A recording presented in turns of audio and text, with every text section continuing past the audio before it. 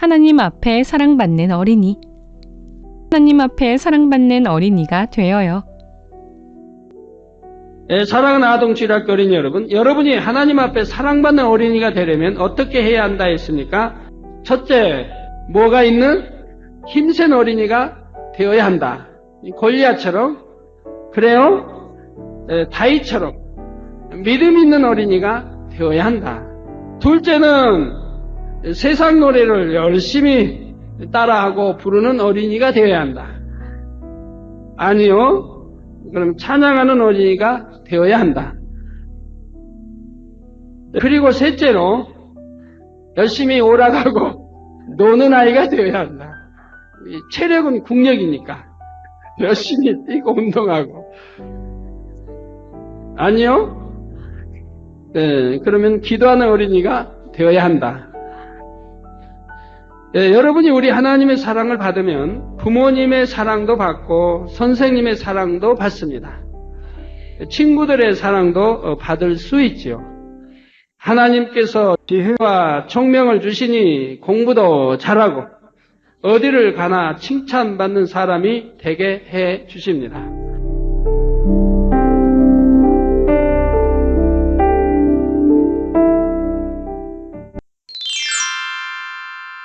다 함께 기도하겠습니다. 할렐루야. 사랑의 하나님 감사드립니다. 오늘은 사랑하는 당회자님께서 설교해 주신 자비의 열매라는 말씀으로 공과를 합니다.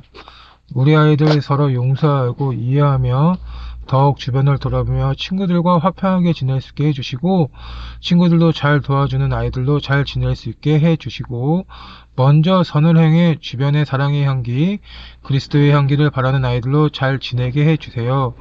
범사에 감사가 넘치는 아동주일학교 아이들이 되어 사랑하는 목자님과 직무대행님의 기쁨이 되는 아이들이 될 수 있게 해주세요. 감사드리며 우리 주 예수 그리스도의 이름으로 기도드립니다. 아멘.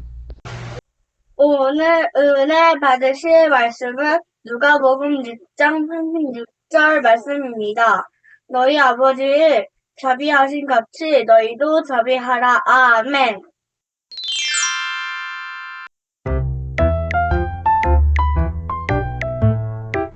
성령의 열매를 맺어요. 제6과 자비의 열매. 나를 괴롭히는 친구를 이해하고 용서해 주었는데 이번에는 나쁜 소문을 퍼뜨려요. 만일 여러분이 이런 일을 당했다면 상대를 미워하지 않고 용서할 수 있나요? 하나님께서는 우리를 구원하기 위해 어떻게 하셨나요? 독생자 예수님의 생명까지 주시며 구원의 길을 열어주셨지요. 이처럼 우리에게 큰 자비를 베풀어 주신 하나님께서는 우리도 자비의 마음을 이루기 원하십니다. 첫째, 주님의 마음과 행함을 닮을 수 있나요? 자비는 용서의 마음, 원수까지도 사랑할 수 있는 마음입니다. 자비의 마음이 있으면 내 마음에 들지 않는다고 친구를 멀리하거나 미워하는 것이 아니라 힘과 위로가 되어줍니다. 설령 친구가 큰 잘못을 저질렀다 해도 미워하지 않고 이해하며 도와주려고 하지요. 예수님께서는 도저히 용서할 수 없는 큰 죄를 지은 사람도 용서하시고 돌이킬 수 있는 기회를 주셨습니다. 또한 병든 사람을 치료해 주시고 가난한 사람, 죄인들의 친구가 되어주셨지요. 누가복음 6장 36절 말씀에 너희 아버지의 자비하심 같이 너희도 자비하라 말씀하신 대로 하나님께서는 우리도 자비를 베푸신 예수님의 마음과 행함을 닮기 원하십니다. 둘째, 자비의 열매를 맺으려면 무엇보다 사람을 외모로 판단하지 않으며 모든 사람에게 너그럽게 대해야 합니다. 혹시 공부 잘하고 운동 잘하는 친구는 좋아하고 나보다 부족해 보이는 친구와는 어울리기 싫어서 멀리하지는 않았나요?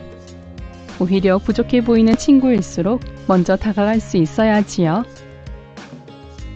다른 사람을 나보다 낮게 여기며 주님의 마음으로 섬길 수 있어야 합니다. 다른 사람이 어려움에 빠져 있다면 말로만 힘내야 하는 것이 아니라 어떤 대가도 바라지 않고 도움을 줄 수 있어야 하지요. 또한 잘한 일이 있을 때 상대의 공로로 돌리고 잘못된 일이 있을 때는 자신의 탓으로 돌릴 수 있어야 해요. 사실은 내가 더 열심히 청소했는데 왜 저 친구만 칭찬하지?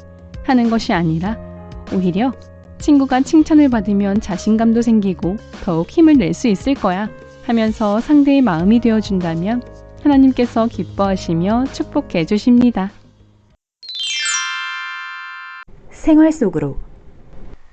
사랑하는 친구들, 말씀을 잘 들었나요?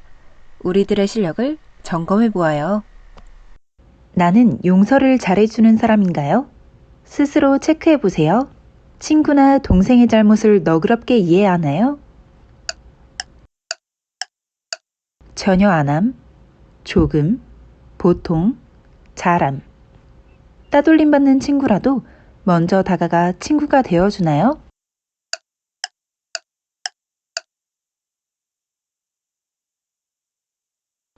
나를 괴롭히는 친구도 사랑하고 섬기나요?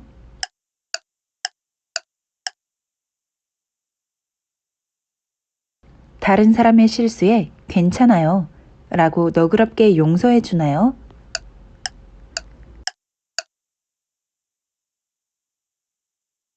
다음 중 자비와 관련이 없는 말씀을 찾아보세요. 1번 잠언 19장 17절 말씀. 가난한 자를 불쌍히 여기는 것은 여호와께 꾸이는 것이니 그 선행을 갚아주시리라. 2번 야고보서 2장 15절에서 16절 말씀. 만일 형제나 자매가 헐벗고 일용할 양식이 없는데 너희 중에 누구든지 그에게 이르되 평안히 가라, 더 없게 하라, 배부르게 하라 하며 그 몸에 쓸 것을 주지 아니하면 무슨 이익이 있으리요. 3번 고린도전서 9장 25절 말씀. 이기기를 다투는 자마다 모든 일에 절제하나니 저희는 썩을 면류관을 얻고자 하되 우리는 썩지 아니할 것을 얻고자 하노라. 정답은 3번 고린도전서 9장 25절입니다. 오늘의 말씀 구절을 큰 소리로 함께 읽어보아요. 마태복음 12장 7절 말씀. 나는 자비를 원하고 제사를 원치 아니하노라 하신 뜻을 너희가 알았다면 무죄한 자를 죄로 정치 아니하였으리라. 아멘. 믿음 쑥쑥 사랑 쑥쑥 자비의 마음을 잃은 스데반 집사. 초대교회 당시 주님의 제자들은 교회를 돌보기 위해 하나님을 뜨겁게 사랑하고 믿음이 있는 7명의 일꾼을 세웠어요. 그중 한 사람이 스데반 집사님입니다. 스데반 집사님은 하나님을 뜨겁게 사랑하여 은혜와 권능이 충만했어요. 그래서 가는 곳마다 큰 기사와 표적이 나타났지요. 유대인들은 스데반이 못마땅했습니다. 그들이 십자가에 못 박아 죽인 예수님을 스데반은 구세주로 믿으며 널리 전했기 때문입니다. 하루는 그들이 스데반과 누가 옳은지 논쟁을 벌였는데 스데반이 하나님이 주신 지혜와 성령으로 대답하니 더 이상 할 말이 없었어요. 말문이 막히자 유대인들은 화가 났습니다. 결국 스데반 집사님의 설교를 듣고 양심에 찔려 소리를 질렀어요. 급기야 스데반을 성 밖으로 끌고 나가더니 그에게 돌을 던졌습니다. 날아오는 돌멩이를 맞아 스데반 집사님은 온몸에 피를 흘렸지만 그들을 조금도 미워하지 않았습니다. 오히려 예수님이 구세주이심을 모르는 그들이 불쌍했어요. 스데반 집사님은 돌에 맞아 죽어가면서도 간절히 기도했습니다. 주여, 이 죄를 저들에게 돌리지 마옵소서.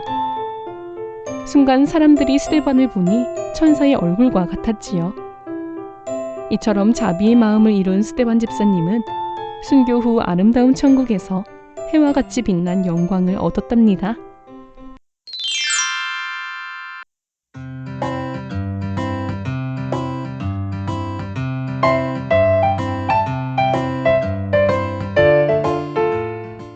세상에서 방탕한 생활로 세월을 보내던 어느 날 갑자기 코피가 쏟아지더니 멈추지 않았어요. 놀다가 1년이 딱 되니까 코피가 이제 갑자기 막 터지는데 멈추질 않는 거예요. 그래서 이제 가까운 병원이나 여기저기 가봤더니 전혀 병명이 안 나와요. 왜 그런지. 그랬는데 이제 내가 다니던 이제 의과대학병원에 갔더니 거기서 이제 진찰 결과가 이 콧속 안에 있는 그 혈관에서 종양이 생겨서 혈관 종양이죠. 이게 이제 커져 있다는 거죠. 근데 이게 수술 안 하면 위험할 수도 있다 이러면서 그러나 조직 수술을 검사를 한 받아보라 후에도 상태는 좋지 않았어요. 그때 당시 이정순 권사님의 인도로 본교의 기도원 집회에 참석하게 되었고 85년 1월 부흥성의 소식을 듣게 되었어요. 그러면 치료 받은 다음에 그냥 화끈하게 놀고 죽자 이런 마음으로 참석을 했어요. 내가 뭐 하나님 85년도에? 네, 그 부흥성회 때. 근데 이왕이면 멋있게 치료받기 위해서 3일 금식까지 했죠. 그래가지고 딱 참석을 했는데 그 금식 때 이제 하나님이 역사를 해주시는 어떻게 역사를 해주 내가 이제 하나님이 은혜 붙들림 받는 통해 잡아갈 수 있는 주신 거예요. 그래서 내가 그때 완전히 나는 지옥에 가려고 작정했던 사람이니까 그래서 그런 나를 하나님이 다시 강권해서 붙잡아 주시고 또 하나님의 사랑을 놓지 않으시니 그런 은혜가 너무 감사해서 그때 한 몇 달을 거의 울면서 다녔어요.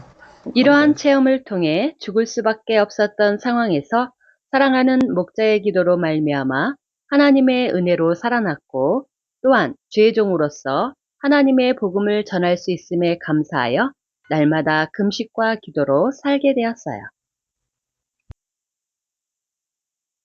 영육간에 완전히 죽을 수밖에 없었던 한 사람을 귀한제당 기란 목자를 만나서 말씀으로 새 생명을 허락해 주시고 또 죄종으로 또 부르셔서 온전한 믿음으로 지금까지 이끌어주신 우리 아버지 하나님께 무한 감사와 영광을 드립니다.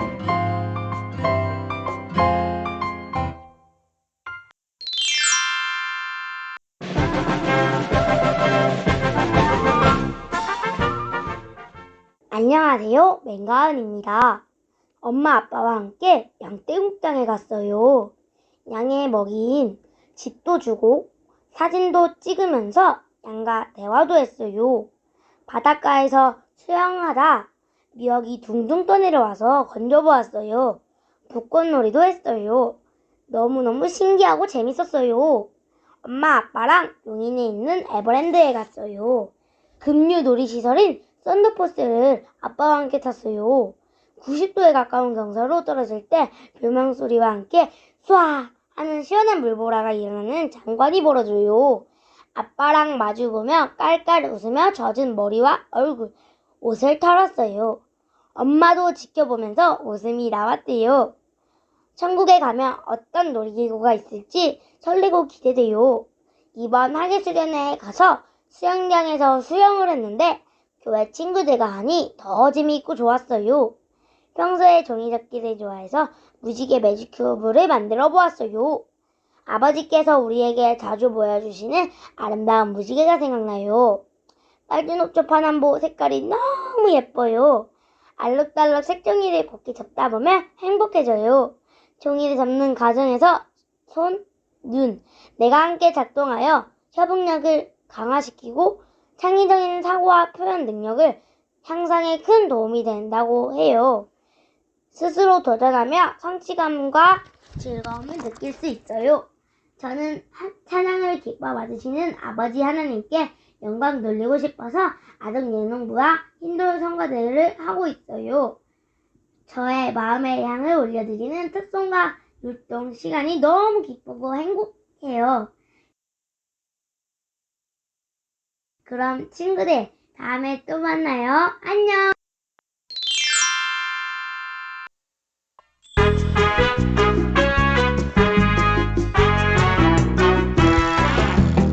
신비로운 바닷속 아름다운 크리스탈 예쁜 물고기들과 대화한다네. 바닷속 깊은 곳 빛나는 보석들 춤추듯